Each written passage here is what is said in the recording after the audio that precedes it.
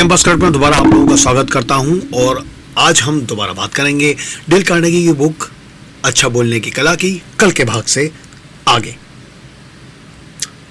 वैज्ञानिकों ने मक्का के पौधे से एक साथ 3 भुट्टे पैदा करने की विधि खोज ली है। इंजीनियर्स मशीन की क्षमता का एक भी अंश बर्बाद नहीं होने देते हैं। मशीन की 100% ताकत उत्पादन में खर्च होती है।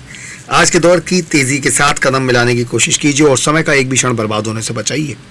दाढ़ी बनाते वक्त या कपड़े पहनते वक्त क्या आप अपनी मानसिक शक्ति का इस्तेमाल करते हैं? किसी विषय का चुनाव कीजिए और दिन के नियमित कार्यकलाप के दौरान बर्बाद होने वाले समय का उपयोग कीजिए। परिणाम बहुत उत्साहजनक होंगे। रोजाना किसी महान पुस्तक का एक वाक्य, किसी महान विचारक का एक विचार और स्वयं किसी विषय पर प्रतिक्रिया ज्ञान के खजाने को दिन ब दिन बढ़ाने का काम करेगी। बेकार के कामों में समय नष्ट करने का कोई फायदा नहीं है। एक मामूली मिनट को 60 महत्वपूर्ण क्षण समझिए। याद रखिए, दौड़ में केवल कुछ क्षणों का फासला धावक को विजेता बनाता है। एक मामूली मिनट की देरी से रेल छूट जाती है। ऊपर दी गई सलाह का मतलब यह नहीं है कि आप आराम और मनोरंजन के महत्व को ही भुला दें। मेहनती व्यक्ति के लिए आराम से ज्यादा महत्वपूर्ण कुछ नहीं होता, जबकि आलसी व्यक्ति आराम केवल समय नष्ट करने के लिए करता है। ध्यान रखें कि आराम के बाद कुछ खास करने की शक्ति मिलती है। इसका सही उपयोग करना जरूरी होता है। विषय को चुनना। विषय और सामग्री एक दूसरे को प्रभावित करते हैं। विषय को चुनने के 2 सिद्धांत होते हैं: मनचाहा चुनाव तथा विचारों व अध्ययन से विकसित चुनाव। मनचाहा चुनाव ऐसे विषय का चुनाव करने वाला वक्ता विषय से संबंधित जानकारी, गहराई और विषय पर स्वयं की पकड़ का ख्याल नहीं रखता। विषय को रुचि के आधार पर चुन लिया जाता है और वक्ता गर्व से घोषणा करता है कि मैंने विषय चुन लिया है, मुझे विषय दीजिए। क्या आमतौर पर छात्र अध्यापकों से ये अपील करते हैं? जाहिर तौर पर अध्यापक विषय से संबंधित सुझाव देता है, विषय को साझा करता है, विषय को समझाता है। कई बार अध्ययन के बाद विषय को खारिज भी कर दिया जाता है, फिर किसी नए विषय पर चर्चा होती है। दरअसल अध्यापक छात्रों की विशेषताओं और कमजोरियों को बखूबी पहचानता है, इसलिए विषय का चुनाव सभी पहलुओं को ध्यान में रखकर किया जाता है। इस प्रकार चुना गया विषय प्रतिभा के मुताबिक होता है और वक्ता प्रभावशाली भाषण तैयार करने में कामयाब होता है। विकास और उन्नति के आधार पर किया गया विषय का चुनाव पूर्णतः अलग होता है। या ये नहीं पूछा जाता है कि क्या कहना है। मस्तिष्क स्वयं विषय पर केंद्रित हो जाता है और पूछता है मुझे क्या सोचना चाहिए। अर्थात वक्ता विषय का चुनाव कर चुका होता है और ध्यान विषय से संबंधित जानकारी, तथ्यों के क्रम एवं शब्दों के सटीक उपयोग पर केंद्रित होता है। भावों को प्रकट करने में असफल व्यक्ति अच्छा विचारक हो ही नहीं सकता। इसका मतलब व्यक्ति के विचार उपयोगी नहीं है। अध्ययन और गहन चिंतन की आदत वक्ता को कई अहम विषय पर सोचने की प्रेरणा प्रदान करती है। इसमें कोई विरोधाभास नहीं है। ये एक महज सहज सत्य है। ये स्पष्ट हो चुका है कि विचारों और अध्ययन से विकसित विषय सतर्कता से चुने गए विषय के मुकाबले ज्यादा प्रभावशाली होता है। विषय अचानक दिमाग में आ जाता है। निपुण विचारक के मस्तिष्क में विषय के लिए अहम स्थान होता है। अध्ययन और विचारों के माध्यम से नई सोच का जन्म होता है। इस प्रकार एक नए विषय का आधार तैयार होता है। आमतौर पर यह एक नियमित प्रक्रिया है। बिखरे हुए विचार पहल धुंधले होते हैं, लेकिन धीरे धीरे विचारों का स्वरूप स्पष्ट होने लगता है। तथ्यों की एक कड़ी दूसरी कड़ी से जुड़ने लगती है और अंततः एक महान विचार का जन्म होता है। एक ऐसा विचार जिसकी शक्ति बहुत प्रबल होती है। विचार वक्ता के मस्तिष्क में जोर जोर से चिल्लाता है, जागो, मैं तुम्हारा विषय हूं।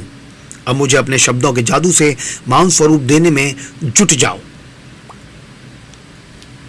इसके अलावा फिलहाल कोई और लक्ष्य नहीं होना चाहिए। निसंदेह निपुण वक्ता विषय को चुनने के लिए दोनों सिद्धांत का इस्तेमाल करता है।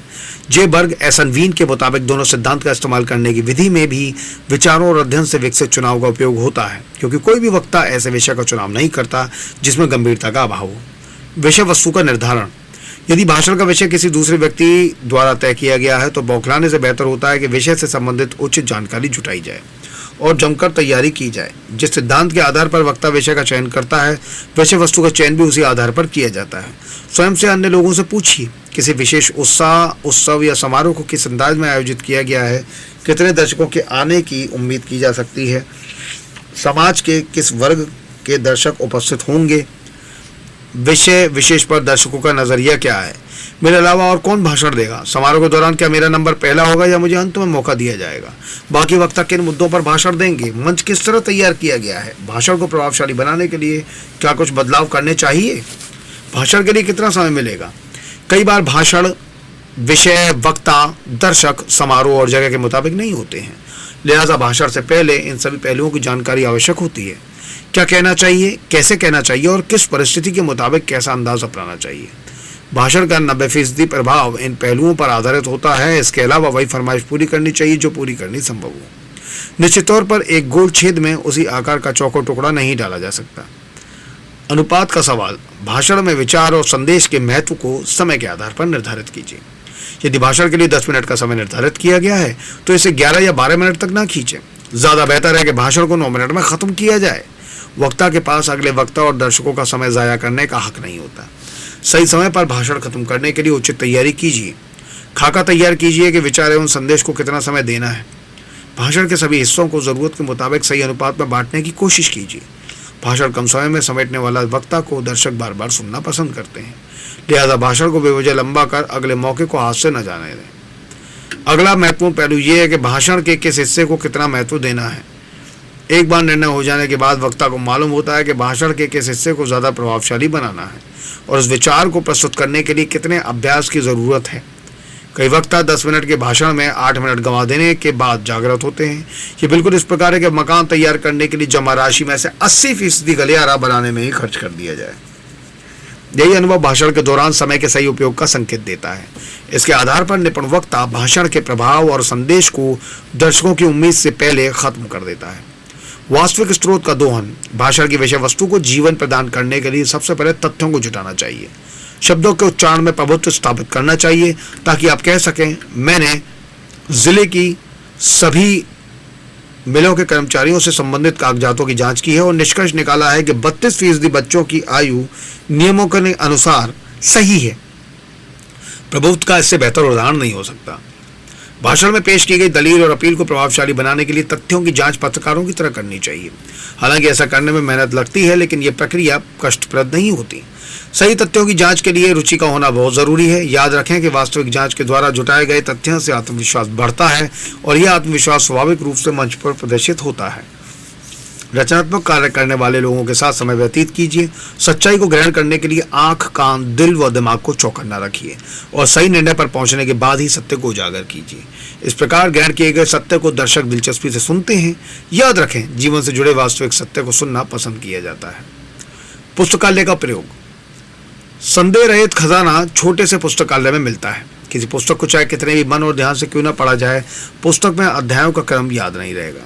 पुस्तक में शामिल विभिन्न विचारों और महत्वपूर्ण विषयों की जानकारी तो जरूर रहेगी, लेकिन अध्याय के शीर्षक से विषय वस्तु को याद करना मुश्किल महसूस होगा।